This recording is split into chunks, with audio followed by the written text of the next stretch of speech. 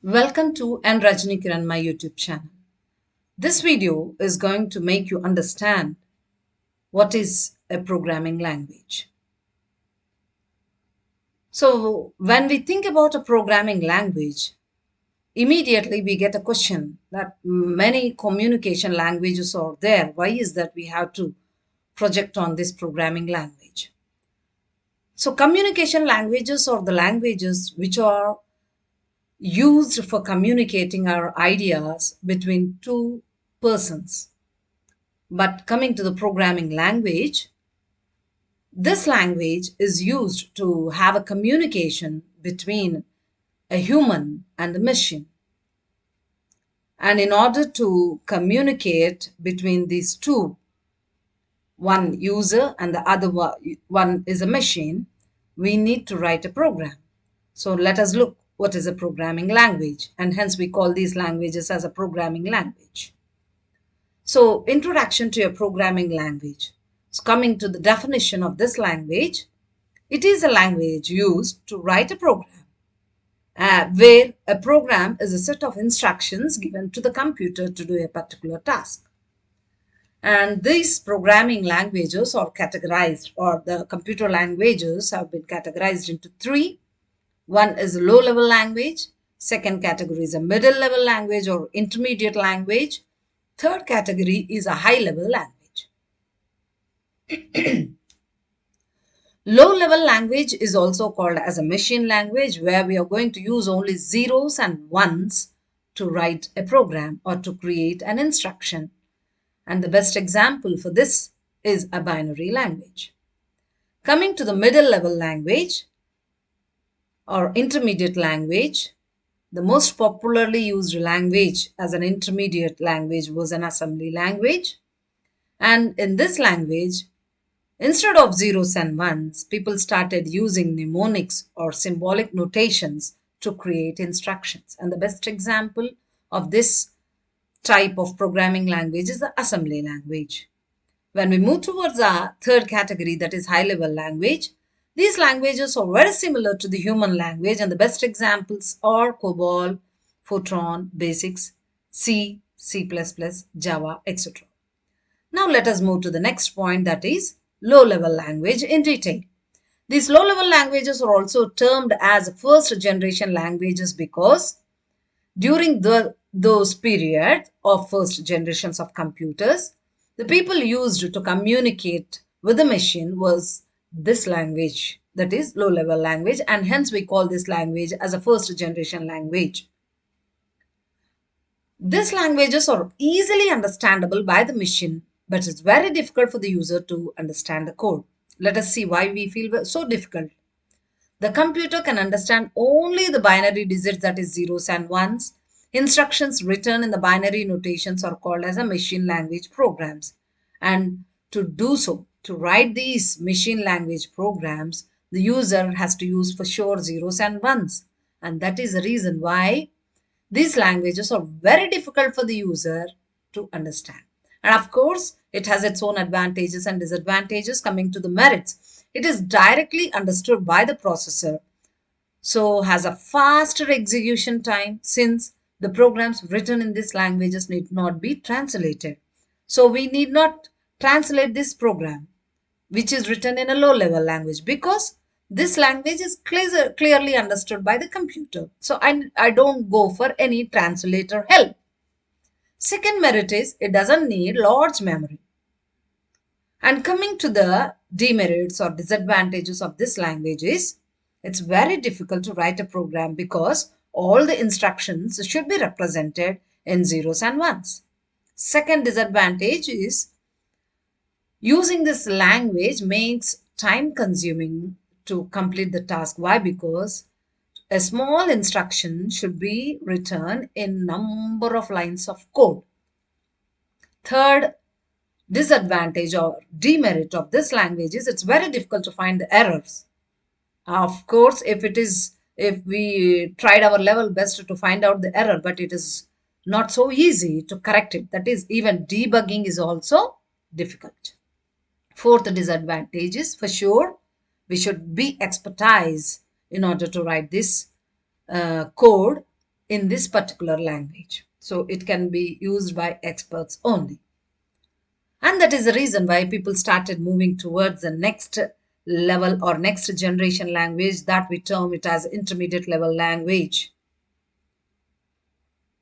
Instead of using zeros and ones, which we used to use in machine language or low level language, here in this language, people started using symbolic notations, and hence symbolic languages were developed during this period, and we call this period as a second generation period, and hence this language is called as second generation language.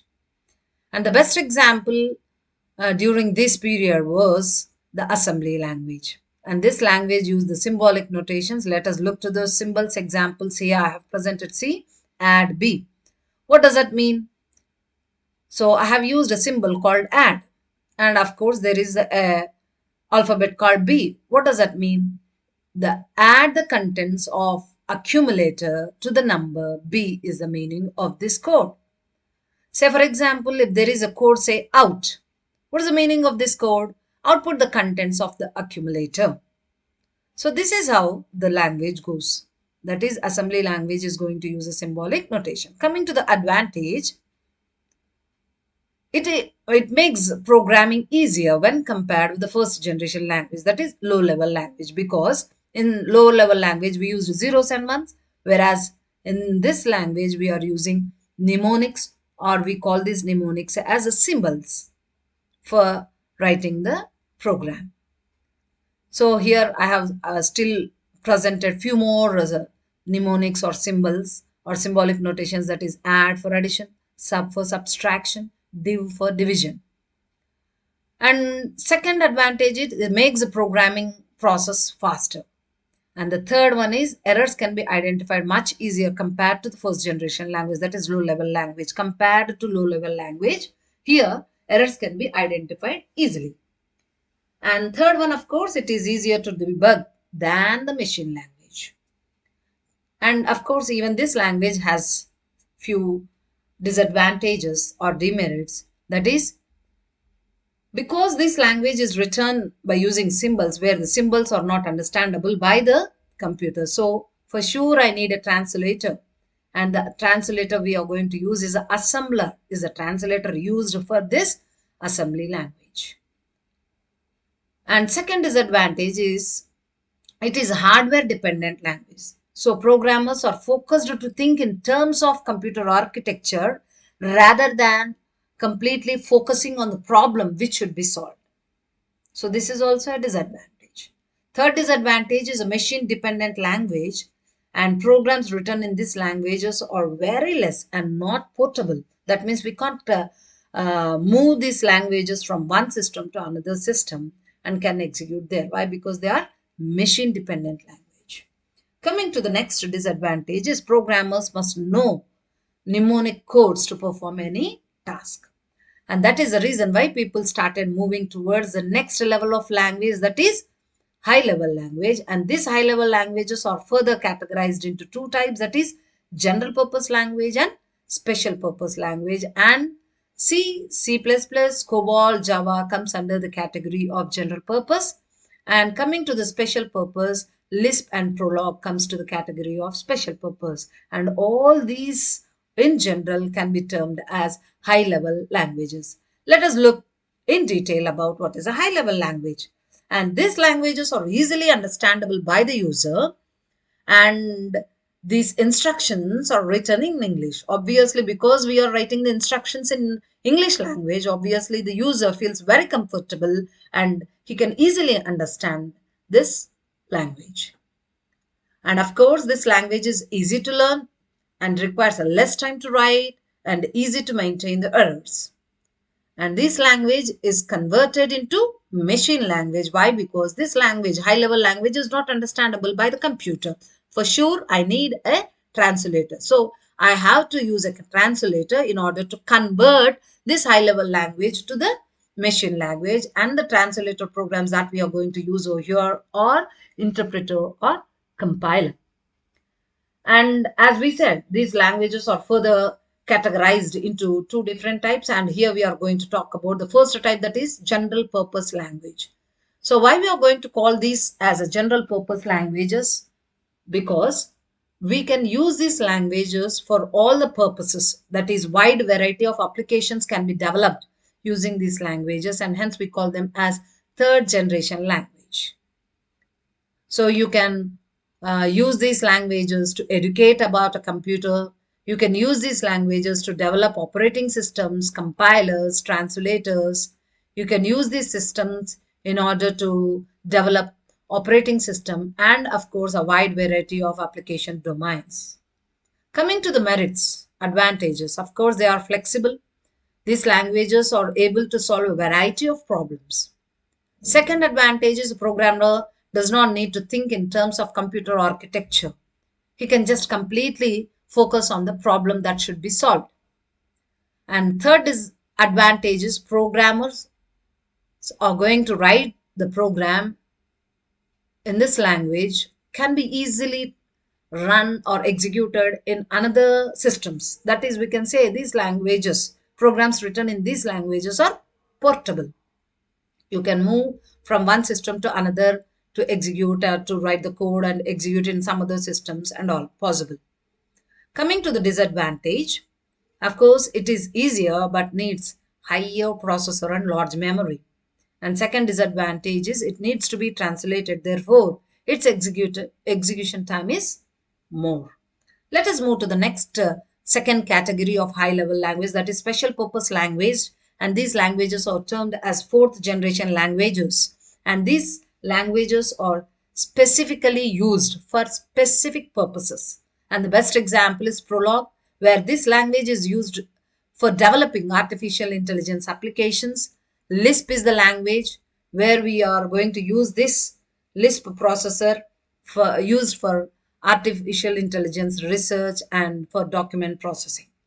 Coming to the merits, these are very easy to program since the program uses normal sentences. They are easy to understand.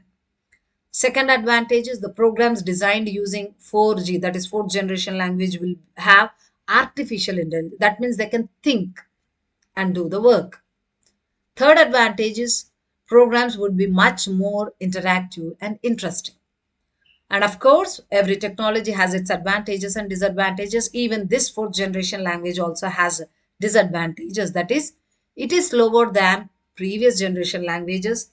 Why? Because it should be completely translated in a binary code, which is a tedious task. And of course, the second disadvantage is a highly advanced and expensive electronic devices are required to run the program, where we are going to use very simple, normal sentences. Artificial intelligence is provided to the system and all. Therefore, it is expensive approach. Thank you for watching this video.